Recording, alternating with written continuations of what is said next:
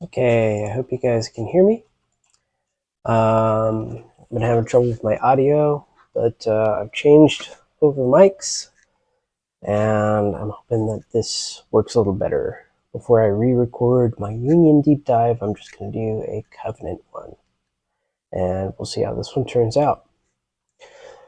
So, just some background. I've played against Covenant a few times, and I found players really have trouble grasping this faction, so I decided to dive deep and see what I could learn about them. My wife is reading in the background, so please excuse any background noise.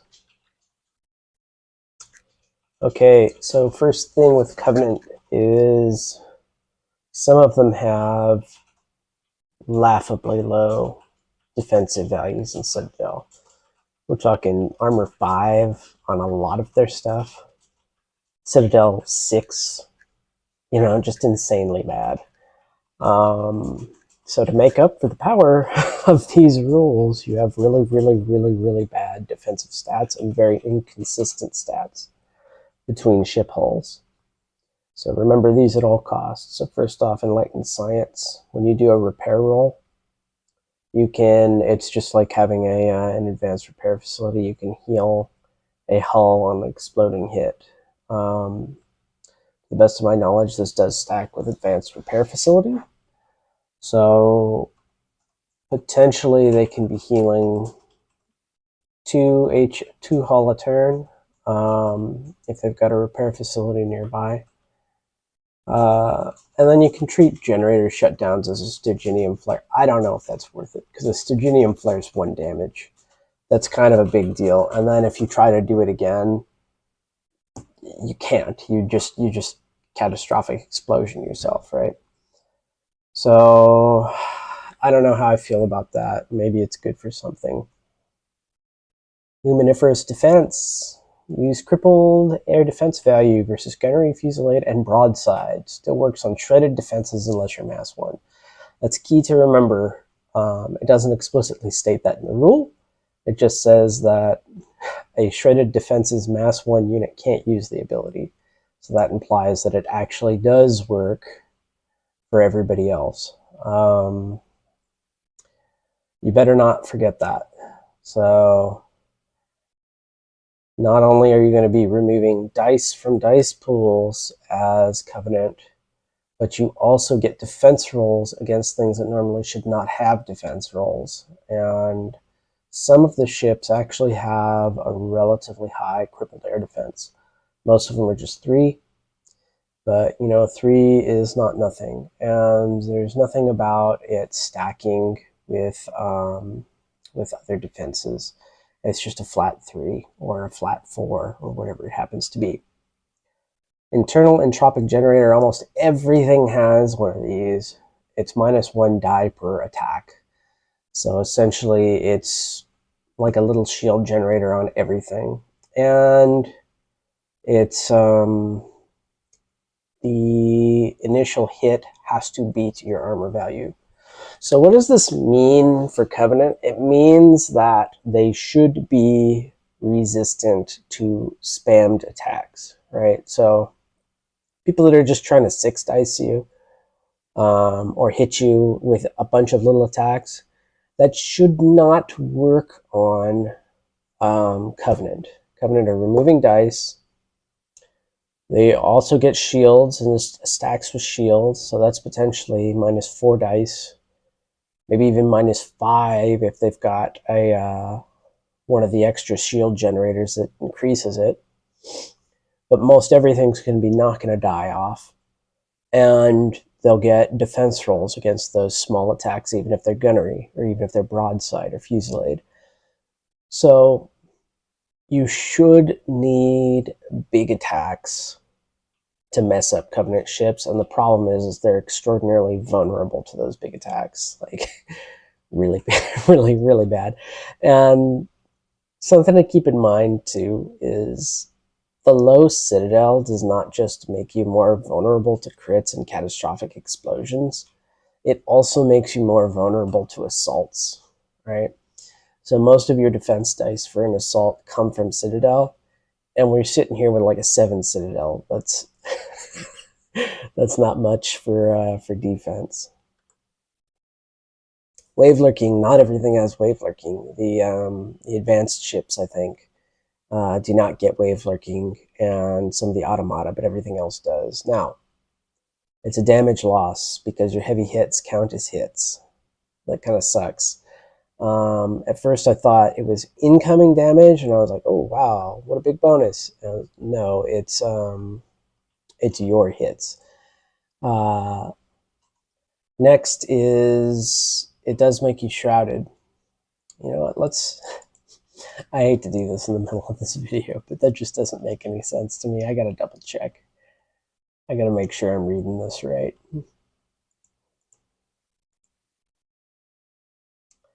Okie dokie.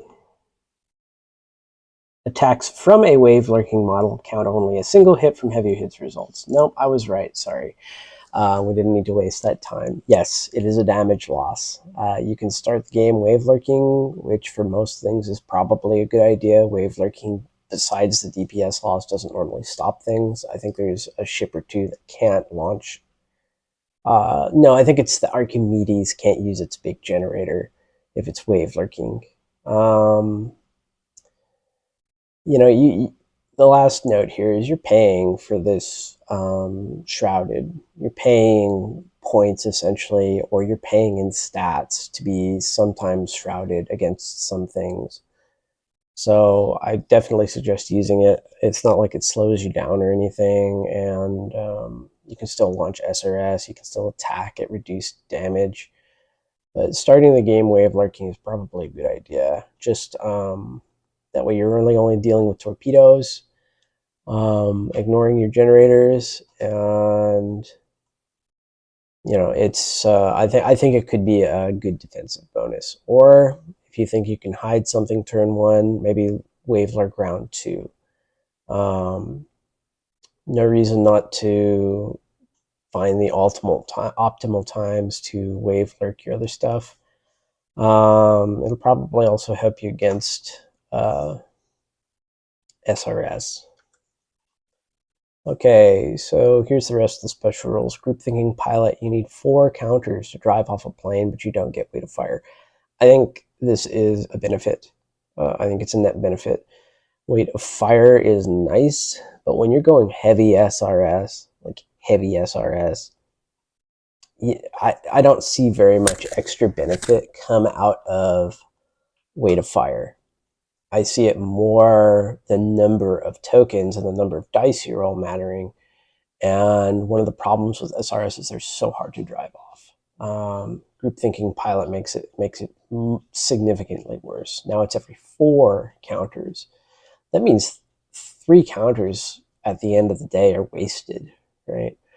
Potentially. Doesn't help you against magnetic generators, thank God, but I think your SRS are good.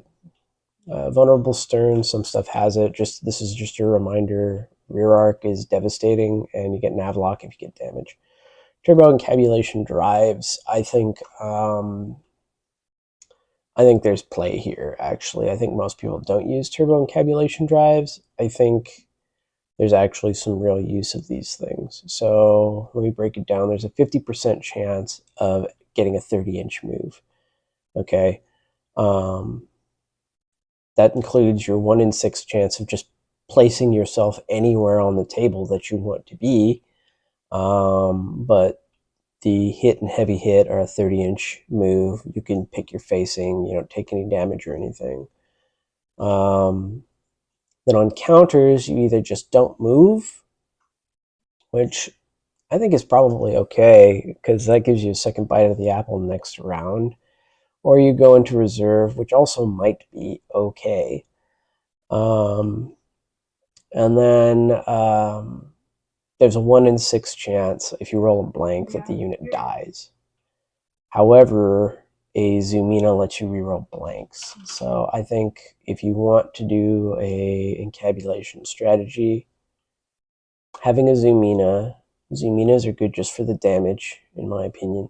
Having a Zoomina sitting next to whatever you want to encabulate is a good idea. And one of the notable generators that gets a chrono generator, which has dead models on counter or heavy counter can come back. In Wild West Exodus, the Enlightened are largely an undead faction, a necromancy faction. You can kind of play that here. They have a lot of stuff for repairing and fixing models, and if you think about their models having such terrible defensive stats and more like magic defense, it's almost like a necromancy, right? Like the zombie itself is pretty pathetic, but the spells and things make it resistant, and them coming back to life. Let's go over the battle fleets real quick. This is the generic. It's notable because you get 2 air units. Normally you only get 1. The front line, I was interested to see that the front line does not give you multiples of anything. Normally, in my experience, the service unit, you get like multiple line cruisers and sometimes multiple mass ones. Solid flagship options, not much to say. The Archimedes can bring in, if it's got the chrono lathe, it can heal ships, and it can heal them significantly, actually. I'll talk about it more later. And it can also bring in reserves. So I always wonder about maybe encabulating it and then bringing reserves in off of it. Might be an interesting idea, but they're very expensive. Support. Daedalus, Descartes, Icarus, Thule. And that absolutely is Thule, because I've got a Thule in my garage right now. It attaches to my bike and I put my kids in it, and that's how you pronounce it, Thule. Again, no multiples. And you lose a service unit, you gain a sub. I think the Icarus is a piece of crap. I like the Descartes. I don't know how good it actually is, but I like it. I think the Thule can be nasty, and the Daedalus, I think, is, like I said before, your real source of fortunes of war. Well, maybe I didn't say it before. But that's your fortunes of war. Cetacean operations, I like this. You can have, well, you must have Descartes. You can get Fisseteer Ambush, and I like that because I play Union and I really like Talons, and I think in some ways Covenant might be able to do Talon assaults better. I'm not certain.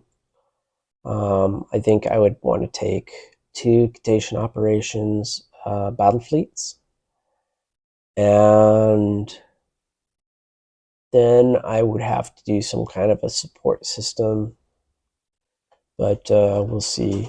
But this gives you Fisseteer Ambush, so you can have whales on a target turn 1. And I think assault tokens are some of my favorite tokens. I like that they have a damage cap. They're not like SRS. They just can't get out of hand like SRS. But they have advantages over SRS. For example, you get your damage right up front. You don't have to wait until the very end of the round. Then again, they don't have the utility that SRS have.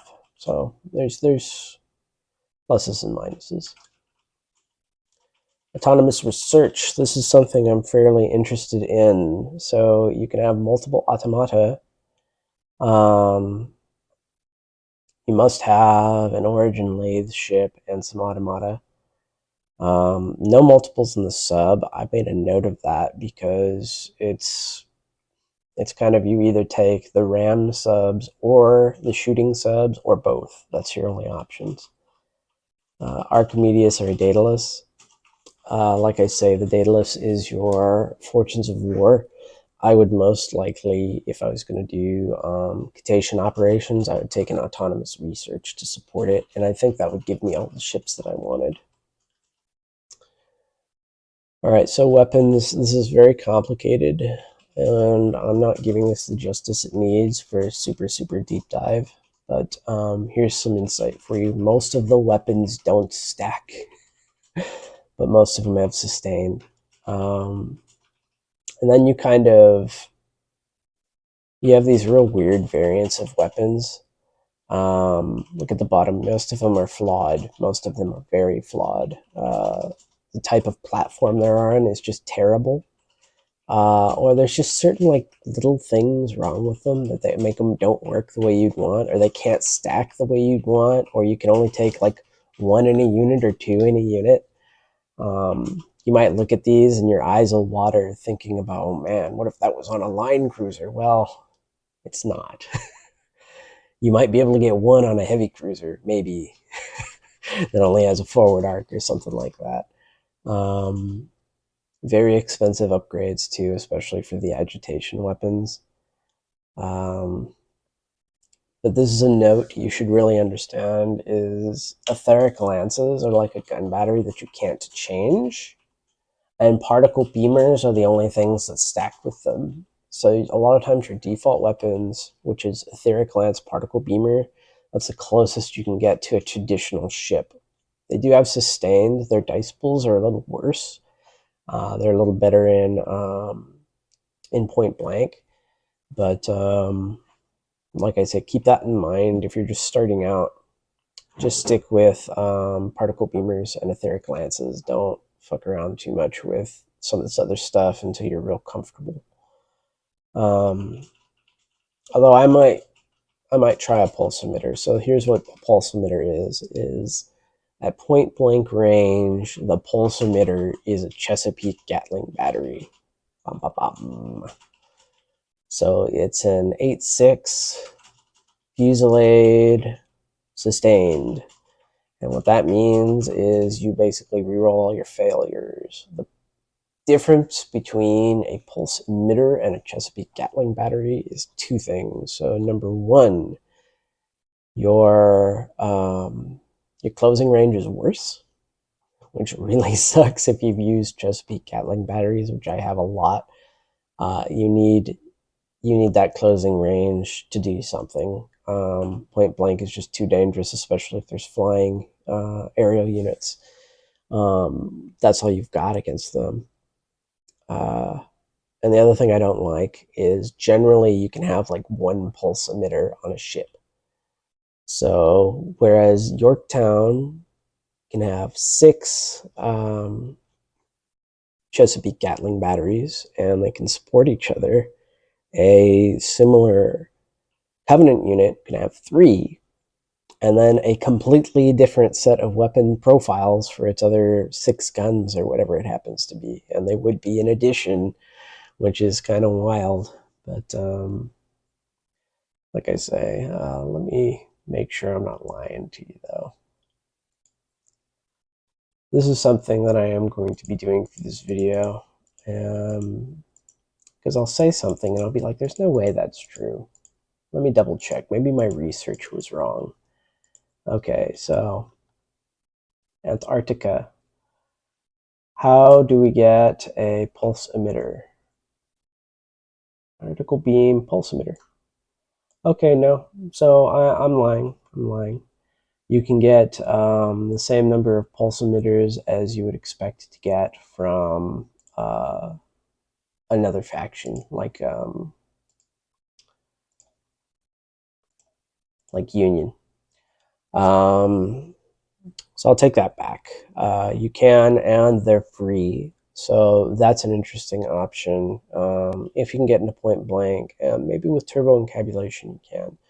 So I like pulse emitters. A lot of that other stuff is mass-based, which is not bad. Let me talk a little bit about the mass-based weapons real quick.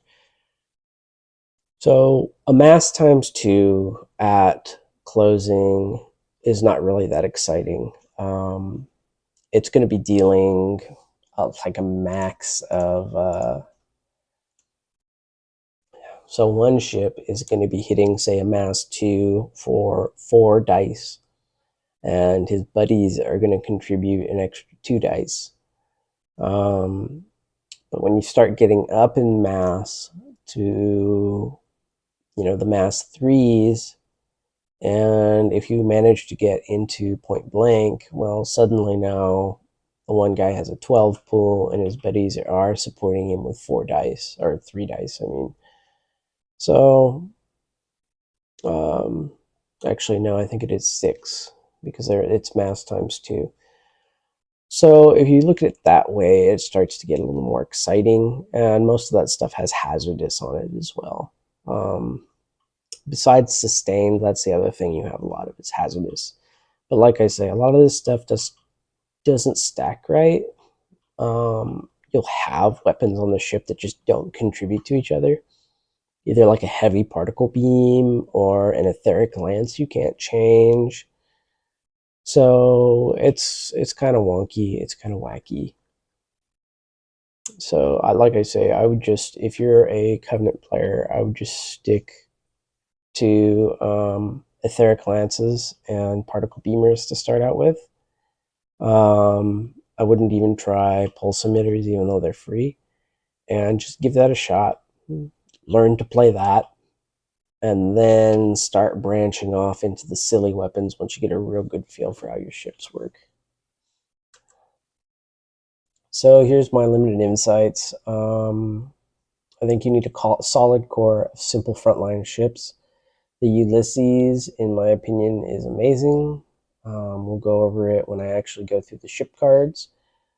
But I don't know how I feel like there's a typo with the points or something for the Ulysses. It just seems that good to me. The Daedalus should be your Fortunes of War because it's cheap. Your only other option's like a 500 point freaking Chaos Orb Archimedes knockoff, and I don't think the Chaos Orb's very good. You draw 3, right? Discard 2. And then in the end phase, you discard an extra 1. So remember, if you want to go first so you've discarded all 3 of the cards you drew. And if you want to go first, remember, you need to keep a card for the next turn because you play your turn bid before you draw. So I don't know. I don't know about the old Chaos Orb, but I do like the Chrono Lathe. So I wouldn't take that thing. And it's very expensive. It's very, very expensive. So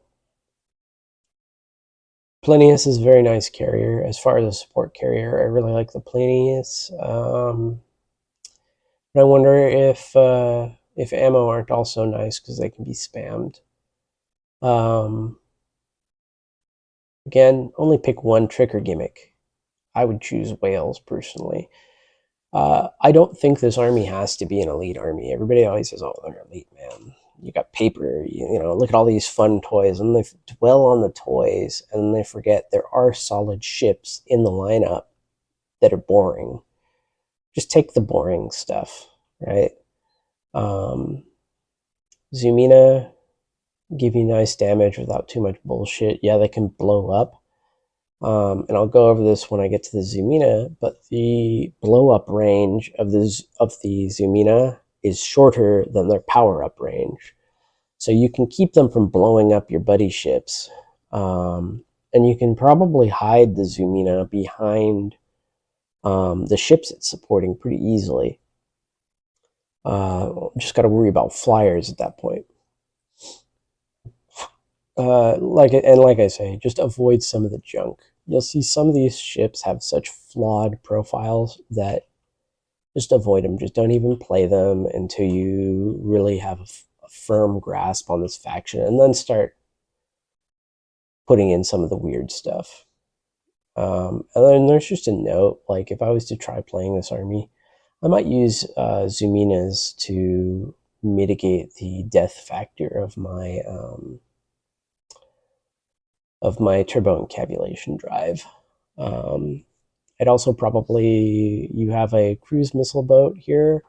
I'd also probably just support that with Zumina, and kind of rely on that for damage. Just wiping out mass ones, or that could actually do some serious damage to bigger units as well. This is an example ship card for this first ship we're going to look at. The weapons on the left you will see change. You can see that they have a funny shape. The reason is to try and give you an idea of what their fire arcs are just visually. So we could see that that beamer cannot shoot aft, and we can see the etheric lance cannot shoot forward. The fast forward buttons represent torpedoes. The bigger ones are weirding torpedoes. The smaller ones are micro torpedoes. You do not get heavy torpedoes. And then the up and down arrows are broadsides. And it's, heavy, medium, small. Behind the ship, we've got our number of escorts. And then the cross is internal ectopic generator and luminiferous defense. If that is not filled in, it means it doesn't get it. The down arrow shows whether you get Rave Lurker. The sun, some ships have a free and compulsory generator slot. That's for that. And then the TED means you can upgrade it with a turbo-entopic generator. Keep in mind, you cannot change etheric lances. You can change the beamers. And then, of course, the stats are up above. So let's continue. So we're going to start with flagships. The Archimedes Vault Ship, the Schneider, the Daedalus Tether Ship, the Descartes Control Ship, the Oedipus, the Hypatia Generator Ship, the Prometheus, Icarus Aeronautic Fabricator, Nansen Explorer, and the Thule Sky Fortress. The Archimedes, so you'll notice here it's got a mess of beamers in the front. The sideways are the kind of slanty ones. They're only going to go fore or starboard or foreign port. So you can never get all 4 of these on a target. But from the port, starboard, or front, you'll get 3 of them, which is pretty nice. This is a mass 4 ship, so it's pretty big. And so this chrono lathe, to me, is very interesting. It's 15 inches.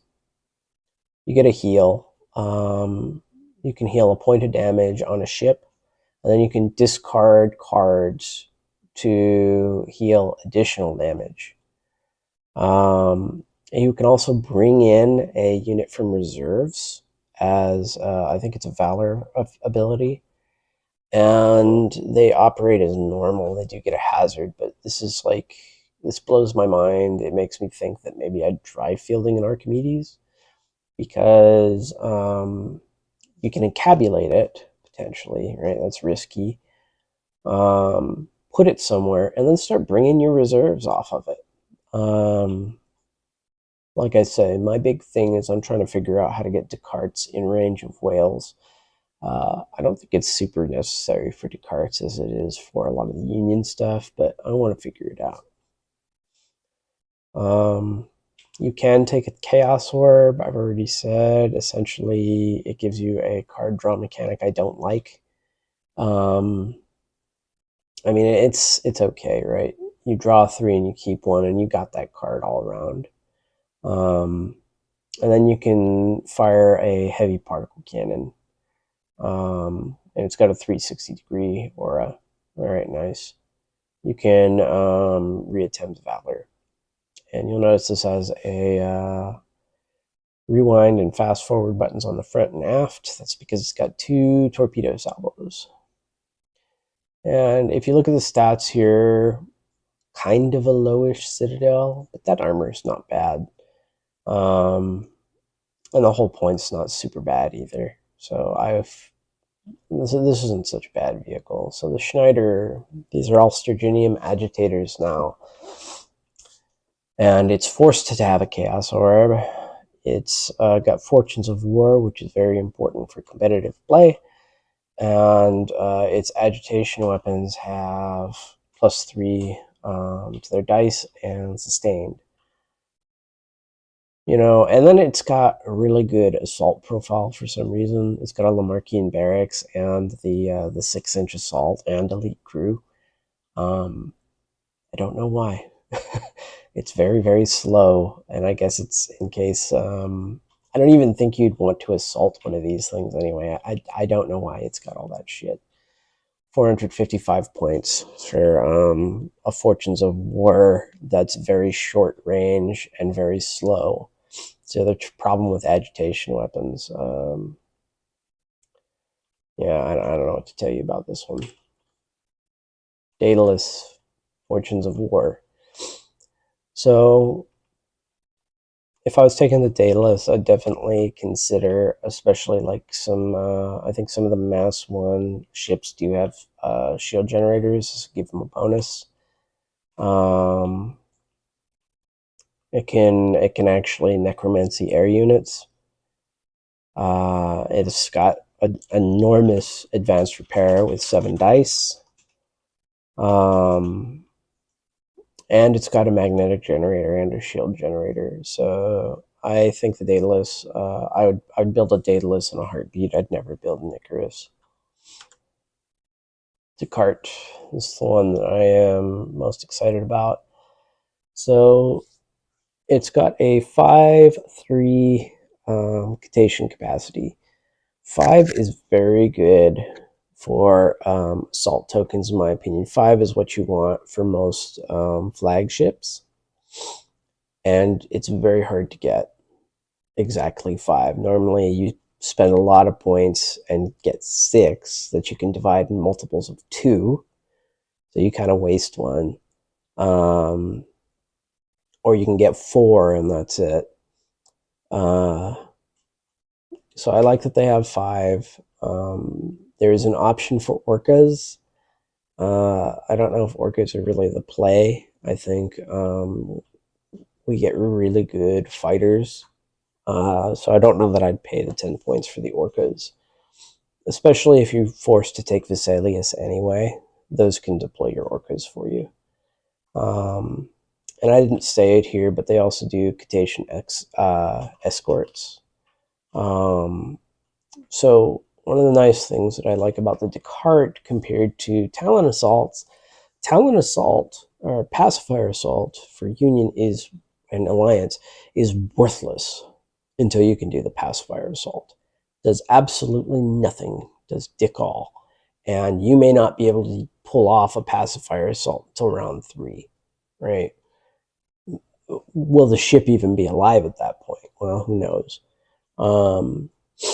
One thing that Descartes can do, and the Vesalius, but the Vesalius gets only orcas, is Cetacean escorts. So they can put up to 4 whales on a ship as escorts, and that's very nice. That'll increase your defenses quite a bit.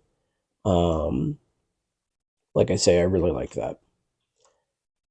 They're also minesweepers and mine layers. Vesalius are also, and they have the command code 15-inch reroll, vulnerable stern. These guys are not wave wreckers, unfortunately. You can put encabulation drives on them, though. But a decent weapon complement. We're talking 4 basically heavy weapons on a flagship. 245 points isn't bad either. This is what I'm trying to say: is if you're fielding Daedalus and Descartes, you're not paying a colossal amount of points for that. All right, the Oedipus. So again, this is a special. This is a unique ship. It's Derginium agitators, just like the Schneider. This has stronger Lamarckian close combat capabilities. I don't believe it's necessary. I actually think, so think about this. 5 tokens should be enough for 2 catastrophic explosions on a flagship, okay? What's the catastrophic explosion do? It deals 4 damage, and maybe it'd be better if I use the sound. 4 damage, 2 disorder, and 1 crit roll. So what do these guys give you? They give you a 3rd hazard, and that's basically it. And then they give you some rolling advantages. The one thing I'd say is you probably don't need as many tokens, like with Sustained and Devastating, you probably don't need as many tokens on one target. That could be the advantage. Again, the Oedipus isn't very much more expensive for those bonuses. And I should also point out that they have launch tubes, which means that your whales are 25 inches, which means it's much more likely that you'll actually get to fight with them in round 2. And orcas would be 40, which means they're just like SRS at that point. So like I say, I like these. This is the only source of sperm whales, unless I've totally missed something big, is the Descartes and the Oedipus. Hypatia, I think this one has some play in it. So first off, it increases the shields around it by 10 by 1, max 4 now, which is pretty nice. The way the rules actually worded is you treat them as having 1 more mass for shield purposes, but you can go up to 4. They also have 3 generators, and within a bubble they give those generators. And what I'm thinking is, you know, clone or chrono I mean, to bring them back to life. Probably magnetic to deal with SRS. And the last one's kind of up to you. Either maybe shield. Not everything has shields, and shield's very powerful for these guys, or just shroud. But we'll see. I like the Hypatia. 270 is kind of expensive, and ironically, that's when you probably want to take the Prometheus. You can't jury rig repair. Who gives a shit? And it's 10 points cheaper. I'll give up my jury rig repairs for 10 points every day. Okay, the Icarus. I don't like the Icarus. As you can see, it's got 4 battle ready hull points. You know, he does have his own advanced repair facility and enlightened science, but he's just going to get wrecked by enemy SRS, and they don't even need that much. Armor 7, 14 Citadel. It does have 6 crippled air defense, but like you say, I've seen the Icarus too many times, and I think they get a little bit too excited about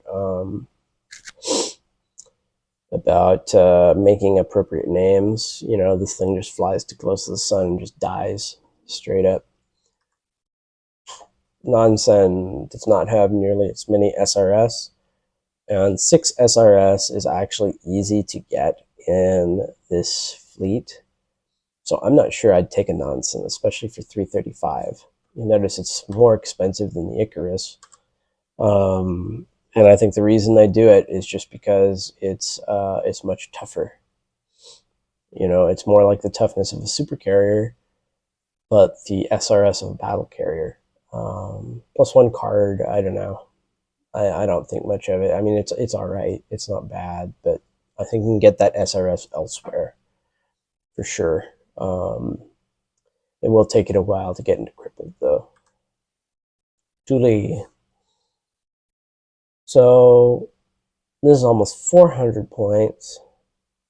I don't know if it's worth it. It moves 16 inches if it doesn't turn, and it does have agile, so it will get to kind of slide, so to speak, or not slide. It's got power slide and agile, so it'll be able to power slide during its full steam ahead double drift, which is 10 because it's not lumbering. You might actually be able to use bombs on this thing because it's so fast. Normally you can't. It's got a bunch of broadsides, 4 broadsides. It's got 2 X-rays and a heavy particle cannon that is 360. Decent weapons. I would definitely give this a try at some point, but it's so expensive. And again, it's not that tough defensively. It's got a lot of hull points, but 7 armor isn't ideal. And then 13 citadel, you're going to be in trouble. And then just think about your assault defense, right? Well, I guess it's aerial, so it's limited, but I don't know. Makes me nervous. I feel like he'd just get out of formation and get tore up. But I think there's a lot of potential here. It's decent SRS. It's very, well, it's survivable, especially for an air unit. Very, very fast. Now let's go over the frontline ships. So we've got the Stiletto Fast, the Chatlet Recon, the Ulysses Vanguard, which I think is the choice, the Loveless Cruiser, which I think is a joke, the Copernicus Heavy, and the Antarctica Superior, which I actually don't think much of that one either. Stiletto moved 10, so he's moving 12 inches, and he can double his drift, so technically you can move 14 inches straight line. Beamer Etheric Lance. This is your light cruiser, but if you look at that, its defenses are Mass 1, like frigate defenses. Armor 5, Citadel 11. You can wave lurk with it, so you can put it underwater. But like I say, very, very fragile, but very, very fast. 85 points. Chatlet, not as fast as the last one we looked at. He's got 1 SRS ship, which is why you're paying those extra points. Vanguard and Maritime Patrol. This is one of the few Maritime Patrol boats that I think is actually a good Maritime Patrol boat. He has his own SRS, right? So that means that you're using your Particle Beamer and Etheric Lance, or whatever you change the beamer to, which there's some very powerful options out there. It could just tear up subs. Like I say, they've got their own SRS. The 3 of these would have 3 SRS. They could put different SRS on each of their targets. Or if they're focusing one, then they can do that. 93 points. I think it's got some play. I don't know necessarily why you would take the Stiletto over it. It's cheaper. That's it. And it's 1 inch faster. Ulysses, like I said already, I like the Ulysses a lot. Close to real cruiser stats. It's very fast for a real cruiser. 9 inches. Awesome. Good turn. 6 armor. Nice. I like it. Citadel is only 11. That's not that big of a deal, right? Since your only disadvantage is Citadel 11, and you've got good defenses, and you've got Luminiferous defense, and you've got your internal topic generator, awesome. No complaints. It's only 110 points as well, and you get an SRS token. Crazy. And they get anti-air specialist, which I think is crazy too. Treat aerial at their true range. Awesome. Awesome, awesome, awesome. That means you can put pulse emitters on these things and have a chance against aerial. You just destroy them. You just tear them apart. These guys are web lurker or lurkers, wave lurkers, which is nice. I don't know how much I'd wave lurk these guys. Maybe round 1. I almost don't know why you'd run anything else. I like Ulysses so much. It's so close to being a very good cruiser, and they've got 2 particle beamers, and of course they could change that out for a variety of weapons. It is 1 fore and 1 aft, but you do have a lot of turn and a lot of speed, so you should be able to get that stuff in. Like I say, Chatlet. Is that right? That shouldn't be a Chatlet. Yeah, it is a Chatlet. Okay, Chatlet.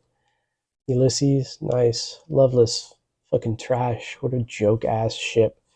So for an extra 6 points, you get a Ulysses. Remember that. What do you lose on Ulysses? Nothing. I almost thought you lost the torpedoes or something, right? So what do you fucking lose for your 6 points? You lose speed. You lose armor. You lose fray. You lose an SRS token. What the hell, you know what I'm saying? I guess it's 11 points. But yeah, I don't know about that Lovelace. I think it's a piece of crap. All right, the Copernicus. So this is the first heavy. And as you notice, you pay heavy cruiser points for it, and you don't get heavy cruiser stats. You get 6 armor, 11 citadel. Ouch. Even with luminespherists and ectopic generators, that's a lot of points for not very much.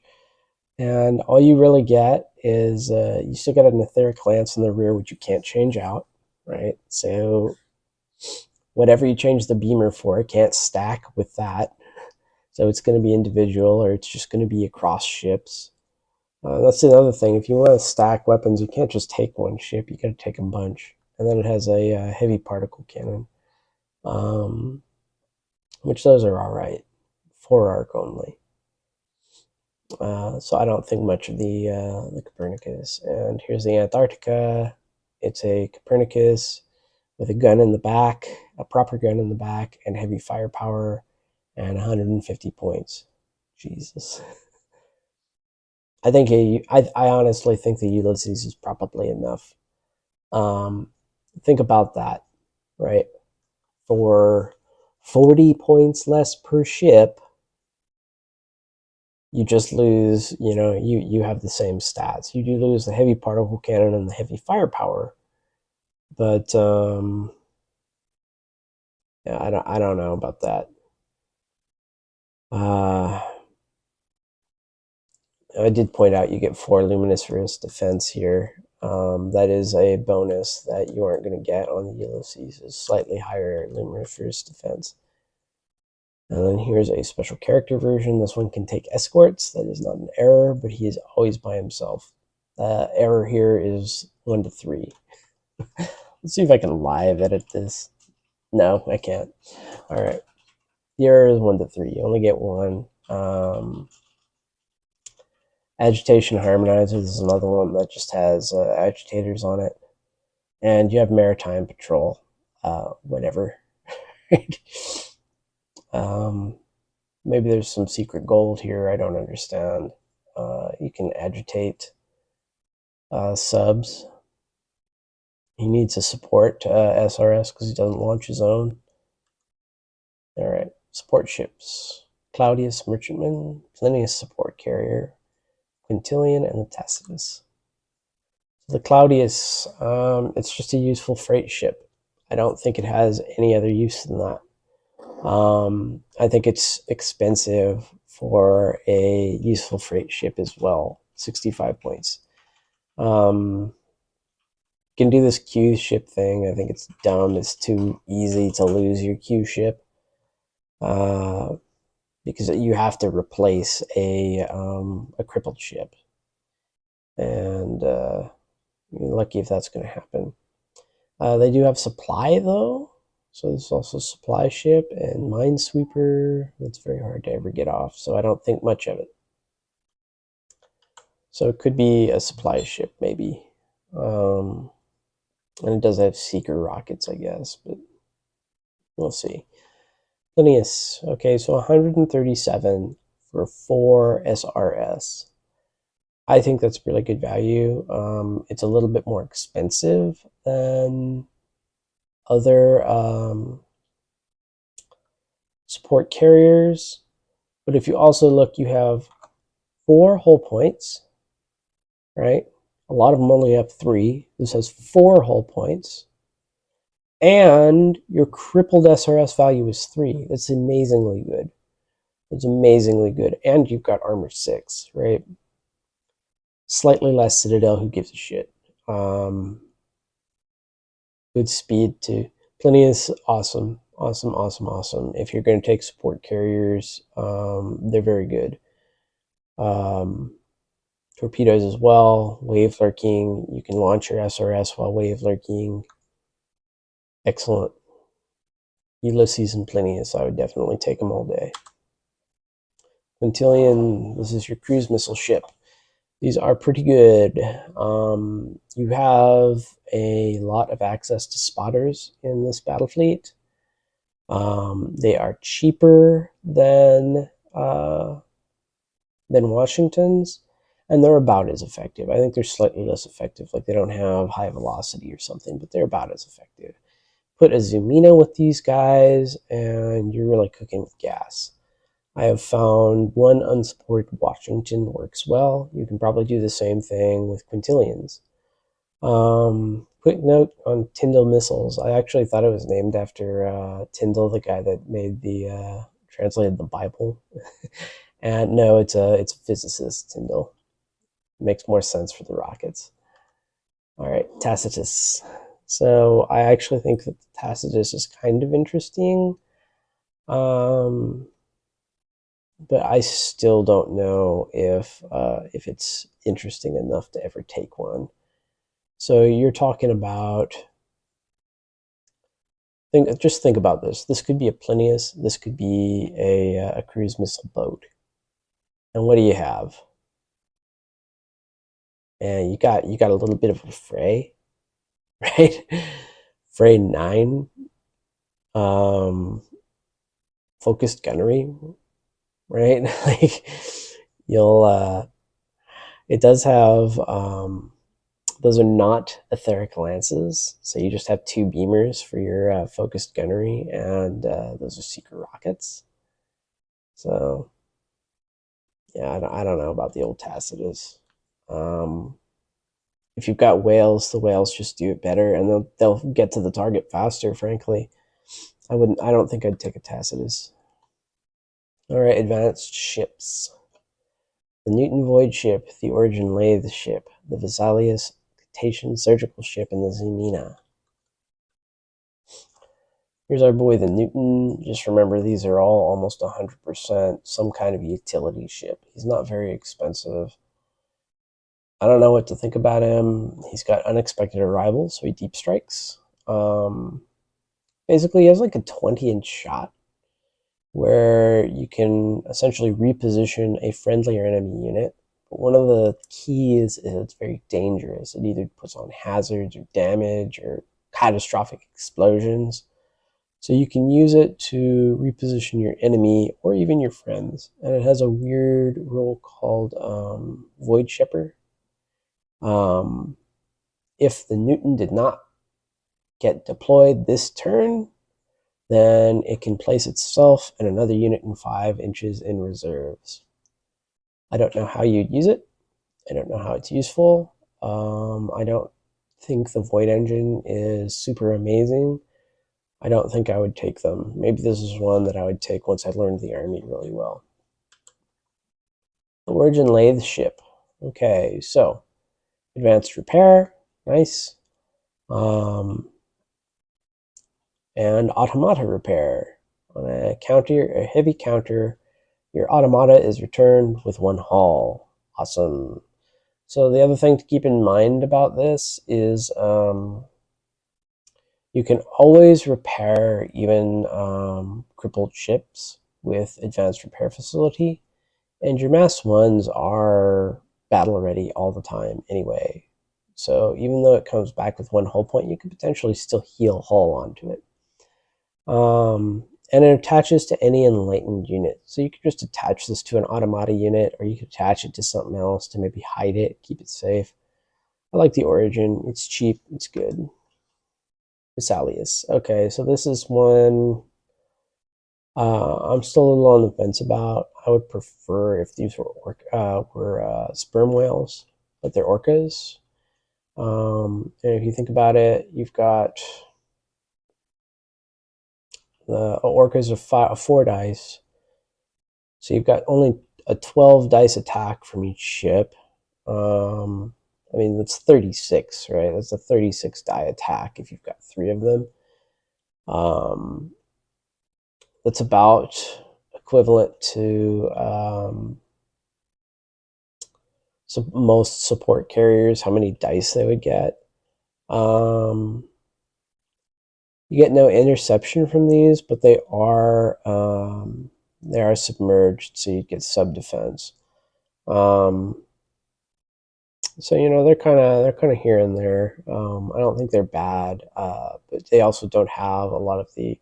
Well, I don't know actually, because I think they do count as SRS tokens, but I don't think that they have a lot of the same utility as SRS. I'm probably going to be taking these anyway for the way that I want to run whales. If I want to take the whale battalion, I have to take the Salius. But like I say, I'll figure that out. But they're not bad. They're basic. Here's where you see more classic carrier stats that aren't the Plinius, right? Thank God they at least have armor 6, but 3 hull points in battle ready, and they go from 3 orcas to 1. Like, that's kind of what you expect. They get crippled super fast, super easy, and then their capacity goes down to nothing. Like I say, if there's plenty, I don't know. If I want SRS, I want Plinius. I'll have to figure out how best to configure the whale army I want to do. Zuminas, so their power transfer got so much confusion that it's extraordinarily clear now, and it's pretty wild. So each model within 4 inches adds +3 dice to its attacks. So that means if you have a 3-ship unit contributing to the attacks, that is +9 dice to the pool for the Zumina being there. Holy shit, right? And then you get to reroll a blank encabulation drive within 5 inches. Now, what is the... Oh, and it's a supply ship. All right. And it attaches enlightened. So what is the big draw? So look at the crippled armor and Citadel. It is Citadel 5. It will probably blow up. Number 2, volatile. 3 damage per catastrophic explosion. Ouch. Very, very vulnerable to assault this ship. And when it dies, all models within 2 inches or 3 inches suffer a catastrophic explosion. So that's 2 damage and a hazard. That's bad, but 3 inches is not hard to deal with. You can put you should be able to figure out some kind of formation, maybe to put your supporting models in so that they are 4 inches away from the Zumina, and the Zumina is not 3 inches within 3 inches of them. I think the Zumina is pretty nice. I would definitely take one. They do not have wave lurk. Same thing with actually all of this hull. None of these can wave lurk. And if you look at them, you'll see why. They've got kind of like a traditional ship deck. All right, Colossus, these are fucking trash. About 150 points for something that has no fray, for something that has a really shitty RAM value, and for something that does nothing if it comes up from Submarauder. Fucking garbage, right? So the Atom Smasher is crazy at point blank range. However, it's on a model that moves 4 a turn. It does not have a crippled profile, so it cannot shoot when you come out of the water. You have to sit around and hope you survive for a round, and that something's going to be in point blank if you want to shoot it at full, shoot it at all. Yeah, and the agitator is only mass 2 or mass times 2 when it's crippled. It's just fucking pathetic. And of course, its self-destruct can just be canceled at any time. I know I say this is the Ketos. That's a error. This is the Lotan. I like the Lotan a little better because it at least has an 18-inch RAM when it comes in. It's even more expensive. It's almost 160 points. And you can use a heavy particle cannon instead of ramming. Bro, again, it's crippled. I don't know about that. I don't know about these guys. They're really freaking expensive, and they don't do shit compared to the other colossi that come out of the water. All right, mass 1 ships. So the ammo, this is interesting because it's 2 to 6. It is 1-0 SRS. No special defenses. Armor 4, Citadel 10. It's very, very weak for a mass 1. It at least has 3 hull, but you're probably going to get your Citadel nailed. 200 points for 6 SRS. I don't know. You'd probably still be better off with Plinius. It's something I've been juggling in my mind. The ammo, or at least mass 1, very hard to catch, and since they don't need to see anything for SRS, it's still potentially an interesting option. I don't know. Marion, these can be interesting. Automata, so of course they can be repaired by the lathe ship. But no enlightened science. These are not limited to 1 unit. You can always take multiples of these. And the main gun always counts as crippled. But I think the weapon options can be very interesting anyway. It's pretty fast for a mass 1. This one's even shittier. No, it's the same crap. Yeah, armor 4. This one's got a little broadside and little torpedoes and a little powerful weapon, so I don't know. I think it could be a very competent destroyer. It's destroyer points too, so it's not like you're really overpaying, and these ones might lurk as well. So that might be nice. Subs. So I like the subs. The Diogenes. So regular, they got a little broadside too, but regular torpedoes on these little mass 1 subs with Pack Hunter, I find is actually very nice. You've got a cheap unit that can deal out a good number of dice at extreme range and ignores shields and shroud and all that crap. I like Diogenes. I like the Union Cheyenne sub as well. I think they're good. And that's what I'm trying to say about this army. So these are 35 points. It's a fair price for a mass 1 ship, right? So let's think about the stuff we've talked about that's a fair price and it's not elite priced. The Daedalus, the Descartes, right? The Ulysses, that's the almost perfect line carrier that also has an SRS. Chatlet, right? You're paying normal points for that. You pay a little less for your Tyndall missiles. You can put out some serious damage with that zoom in.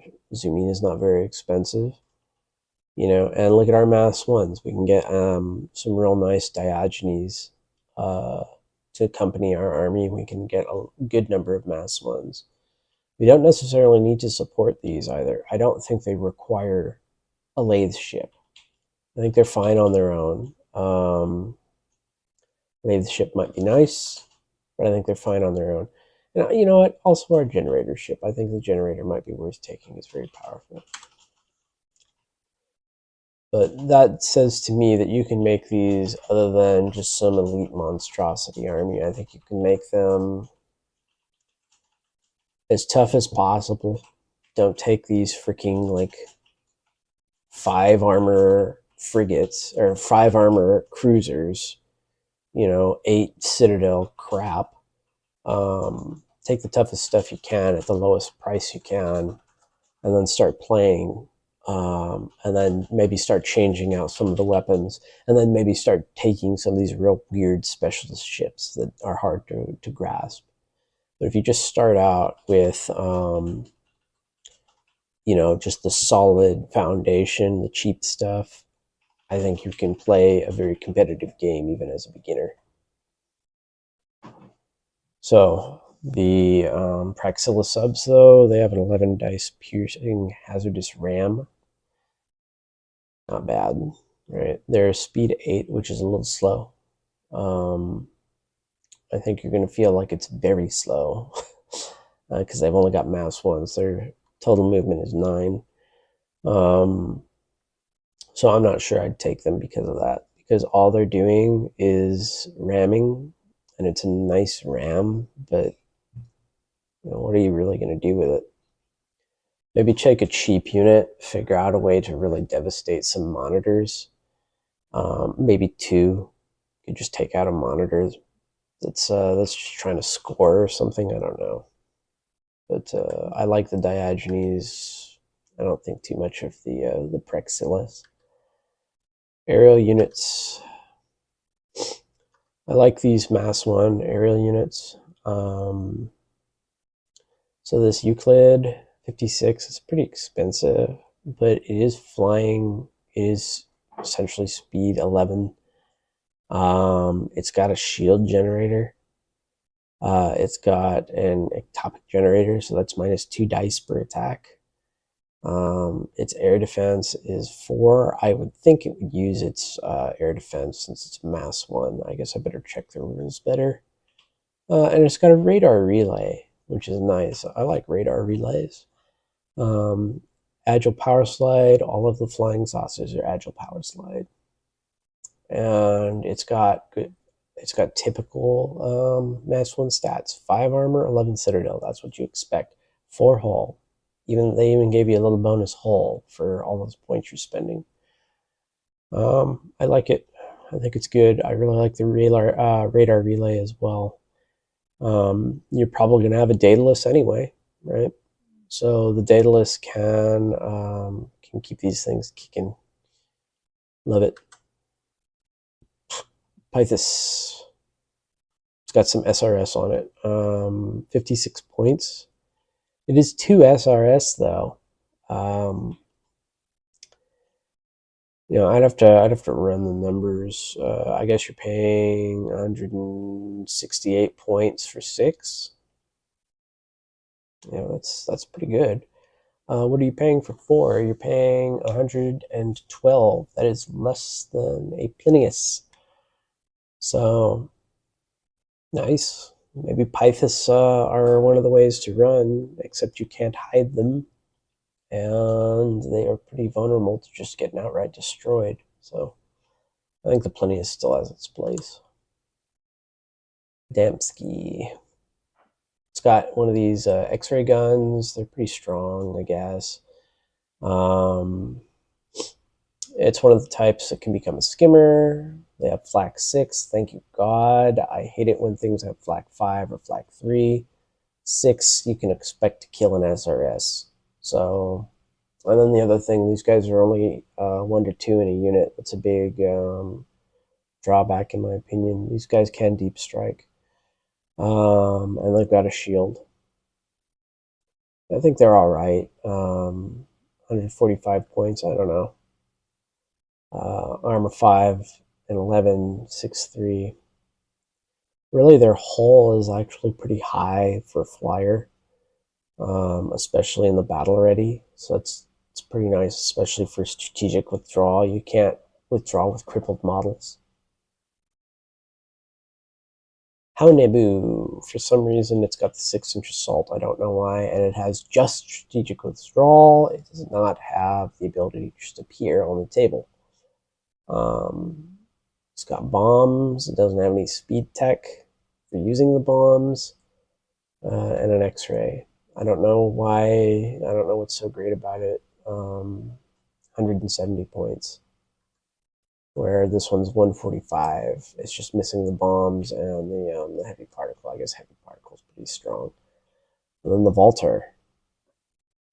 So this is full steam ahead. So this has the speed tech and it has the bombs. But this is not the Thule. So our full steam ahead is going to add, but it's going to make it speed 11, I think. Yeah, it's going to give you an 11-inch move, which isn't anything to wet the bed over. Yeah, I don't know what I think about these flyers exactly. I do like the mass one. Well, I like the Euclid, I think. Haven't seen them on the table at all. I like the Diogenes. I think Marion could be very cool. Those are trash. The Colossi, I never take them. Zumina, I think it's going to be great. Salius, you know, the way I want to play, I have to take them. I would probably, I mean, they've got a little bit more, they can also do whale escorts for people, and they're mine layers and mine sweepers. They've got potential. I don't think they're bad. 135, that's typical carrier points. The Origin Lathe ship, I think that's definitely got potential. If you can fit one in, 128 points, I probably would. There's enough constructs in this army, and if you're not going to play them elite, if you're going to play them more like a regular-sized army, you're probably going to have constructs. Could be good. Newton, I wouldn't take it. Tacitus, no. Quintilian, I think yes, maybe even just one unsupported, but you can get a lot out of them if you do support them. Plinius, yes. If you're going to take SRS, I think this is a very good SRS to take. Claudius, I don't know. It's a supply ship, I guess.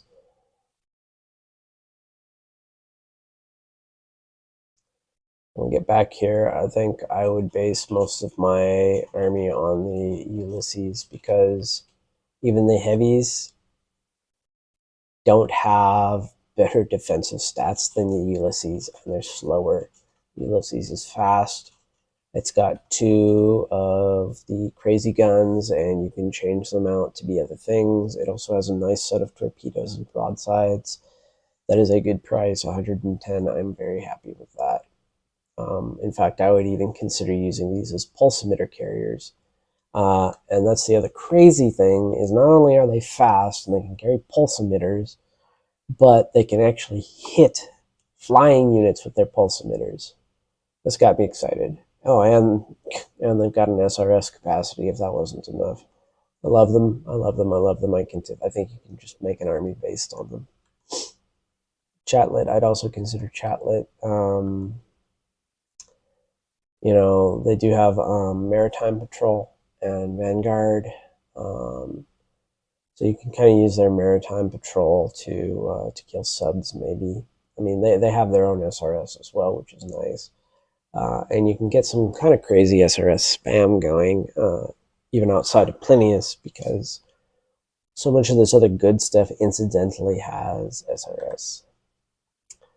Stiletto, I'm not entirely sure where I'd take it. Like I say, it's got a 14-inch move.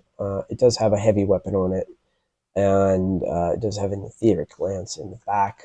But I'm not sure how I would apply this vessel. All right, and then here's, of course, the Thule Nansen. I don't know about that Nansen. I think it's just too expensive. And it doesn't give you, like, I think you need to take a Daedalus. And, like I say, he's got the air repair for your mass ones. Maybe if you are going to try and take those mass one carriers, you could take this guy, and he could try to keep them safe or keep them alive. That could be very nice. Like I say, I think you're going to take him anyway, just because he's Fortunes of War. That's enough. That's all you need out of him. And for him to make your mass one flyers pretty strong, I think that's pretty nice. But your 255 for Fortunes of War, it's not bad. And the Descartes, I like the Descartes. Again, it's not the toughest thing in the world. It can't wave lurk. but you can give out whale escorts, and you have the close combat tokens, and you have essentially 3 heavy weapons, regardless of the facing, and you can change those out. 245 points. It's not bad for a flagship. The stats aren't super bad either. You keep the 7 armor into crippled. 7 armor I can live with. Right, that's at least heavy cruiser armor. And with the repair you can get in this battle fleet as well, you could potentially repair this guy. You drop down to 3 whales at crippled, but as I said, 3 whales is perfect for cruisers. So I don't think he just loses all his effectiveness at crippled. I think he's still got good effectiveness. I like him. Daedalus, I like it. Schneider, whatever. The Archimedes, if you can have the points, the 400 freaking points, I think it's a really cool ship. I just think it's too expensive to really take. I think that's when you start taking things like the Archimedes and the Thule. That's when you get into, oh, now I'm an elite faction. And I think you're going to be in a world of hurt there. I think it's better to take the cheapest flagships you can get that give you Fortunes of War and something else useful. And then rely on your somewhat solid and reasonably priced ships. And then wait to branch out into tricks, right? The Zemina is very straightforward. I think anybody can start out playing Zeminas. I would not start out with an Antarctica. I think they're way too freaking expensive. And I don't think they really... I've seen Fortunes of War get canceled too many times. I've seen it do nothing too many times. Not all these weapons even give a damn about Fortunes of War. Some of them support very well. You only lose not a significant amount of dice with the Fortunes of War either. So I actually think, like I say, I would not overpay for those heavy ships. I would not overpay for that one gun. I think particle beamers and etheric lances, or just the 2 heavy slots that you change out into something else that can support, I think this is well worth it. I don't think you need to grab the heavy particle cannon that can't support itself. Or on the same ship, right? His buddies can support it, but I just don't think it's necessary.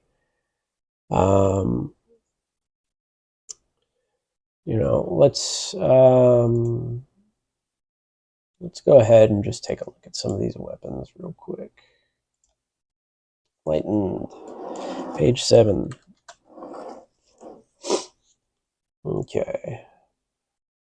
So the heavy particle cannon, you see these are heavy gun battery stats, right? But it's piercing, blast, devastating, and I forget what the outfitting yard thing is. I thought it was something stupid. Yeah. I can make a Valor effect, and I can burn SRS tokens to add +2 dice to the action pool for each SRS I burn. Now, they have like a ribbon rule there. A ribbon is just something that doesn't really matter, that it could be any enlightened. So if you're in the mirror matchup, oh boy, watch out. Your defensive SRS could just get eaten up, but I'm not sure you're going to see that shit. In the mirror, why would you even do defensive SRS against SRS? Defensive SRS are already not very effective against SRS, and you still only get 3 dice, and you still need 4 shields to drive them off. Yeah, right. I guess you could fire the heavy particle cannon at your own fucking ship, Yeah,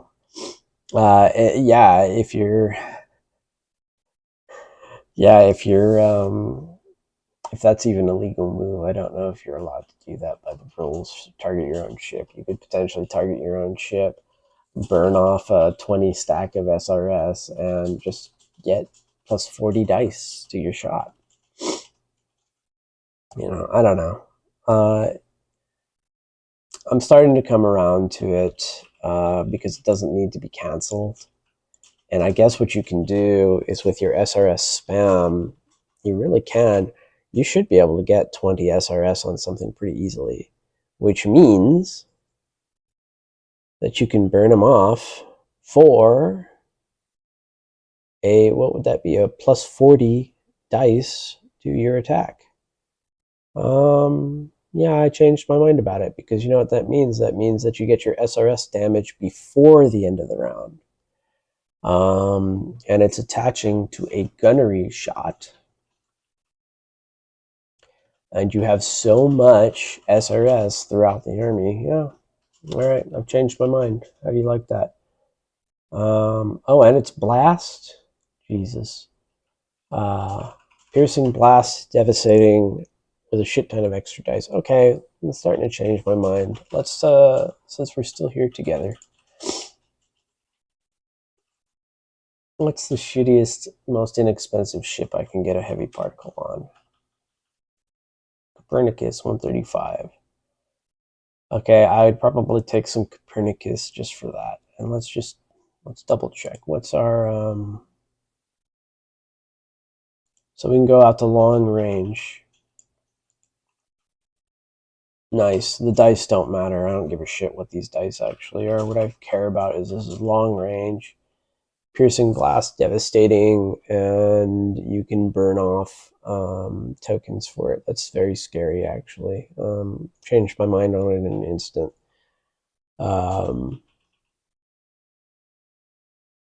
Yeah, I would rather use my tokens for that. In fact, yeah, I think you can do a lot of interesting stuff with that. And you only need, you might even be able to encabulate your heavy particle cannon to hit a hidden ship and you just ace it. I mean, think about that for a second. So if I had 20 SRS on a guy, that's plus 40 dice. And piercing sustained, or piercing blast, devastating. My God, yeah, that's a lot of damage. Yeah, I think you'd be able to fucking kill anything with that. So yeah, I've definitely changed my mind on that. I think that's badass as hell. Are orcas considered SRS? I know Fissatir are not.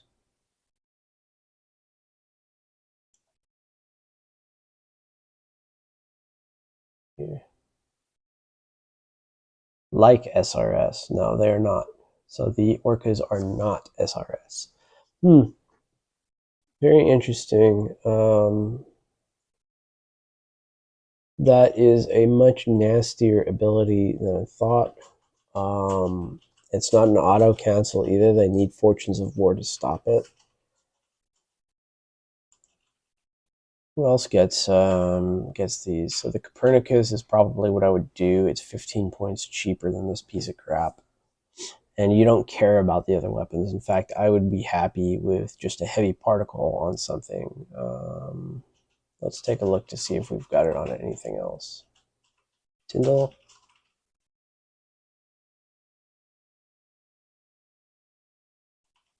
Atom Smasher.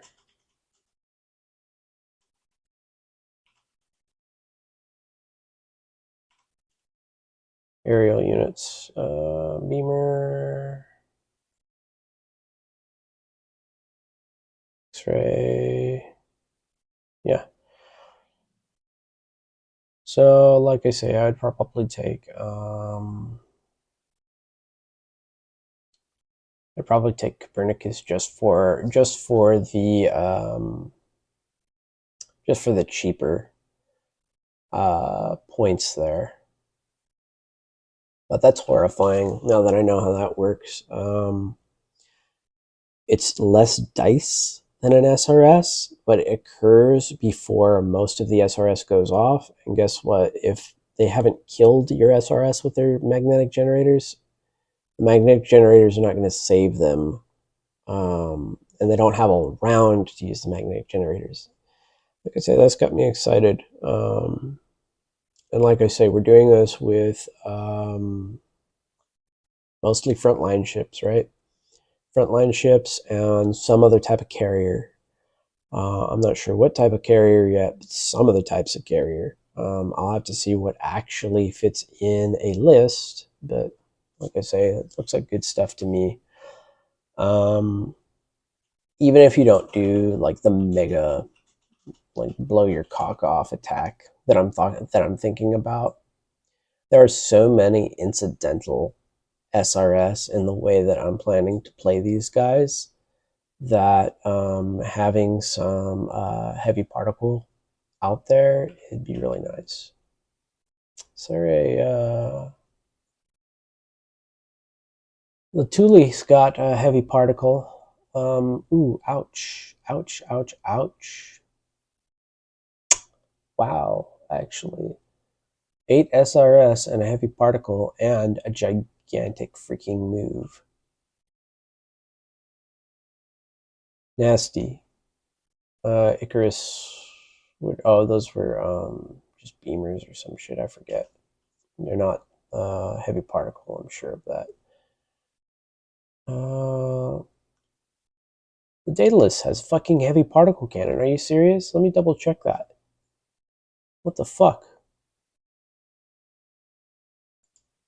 I mean, talking all that shit about heavy particle cannons. Let's make sure it actually has one and that's not a typo on my part. Like a forward arc only seeker rockets or some shit, which is probably what it's got.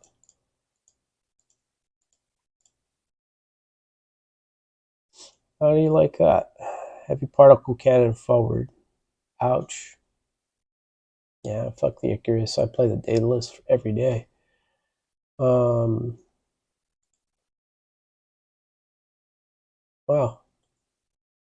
Oh, the Daedalus kicks ass. It's at least got heavy cruiser stats and it's got good good hull. Jesus.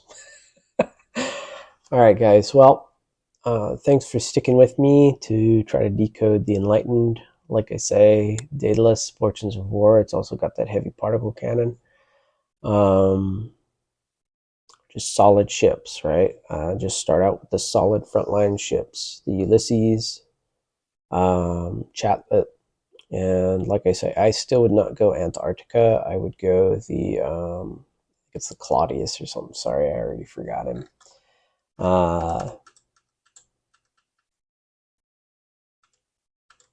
The Copernicus for the heavy particle, and then I would just spam as much SRS as you could, either with the Mass 1 flyers with stood next to the Daedalus for protection, or Plinius. Plinius are very good, but they're also kind of expensive, so I don't know how many you could really fit, if you could fit a full squad, or if you would have to cut them down. You also have very competent subs. I think the Diogenes is a great Mass 1 sub. I think the Marion is a good destroyer. But against the Diogenes and the Pythus, I don't know, right? Okay, it doesn't look like the Pythus has a shield generator. Why don't we just confirm that?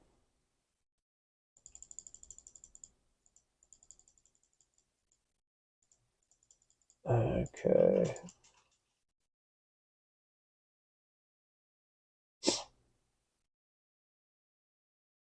No shield generator. Okay, so they are still pretty vulnerable. Like I say, if I was playing this, I'd be playing multiple battle fleets, so I'd probably spam multiple units. I probably would not just say, okay, there's my, there's my two, there's my 1 unit of 2 Ulysses, I'm done. No, I'd probably take a couple of units of 2, maybe even a couple of units of 3. Um, but like I say, thanks for joining me. I hope this was insightful to you. Like I say, most enlightened players don't even know what's in their own Orbat. That's not meant to be offensive. You saw I read through this pretty thoroughly, and some of the stuff I ran over thought it was junk actually is very good. Just to reiterate, I think a lot of the tricks, like the bringing stuff back to life, I don't think that really works in game. The advanced repair, I've never seen it do anything in a regular game. I've never seen Enlightened try to really take it off the hook. Enlightened Science heals you also, in addition to that. And you know, the previous games I played with Enlightened, it was before they took a dice off for their entopic generators and just had the stupid armor thing. It didn't do shit. It just died. It was just a joke. But I think also until you actually go through the stats and realize, oh shit, right? The Ulysses, I pay regular cruiser points for it, and it's got almost regular cruiser stats with my badass weapons. And a huge amount of speed, right? I'd put pulse emitters on that thing in a heartbeat, especially since it can shoot aerial with it. Oh my god! You know what? I'm definitely going to try these guys out. And now that I know how the heavy particle beamers work, I think that's devastating, especially with how easy it is to get a lot of SRS. Insane, insane, insane, insane. So I kind of wrote Enlightened off when I saw I couldn't really understand what I was looking at when I went through their army. Now that I've gone through it much more thoroughly, and now that I've hopefully helped you visualize it with this PowerPoint presentation, you'll be able to go through and either start Enlightened, or maybe you've gained some more insight if you play Enlightened, or maybe you even thought of some interesting things while you were disagreeing with me that might help you out. Either way, thanks for tuning in, and see you in the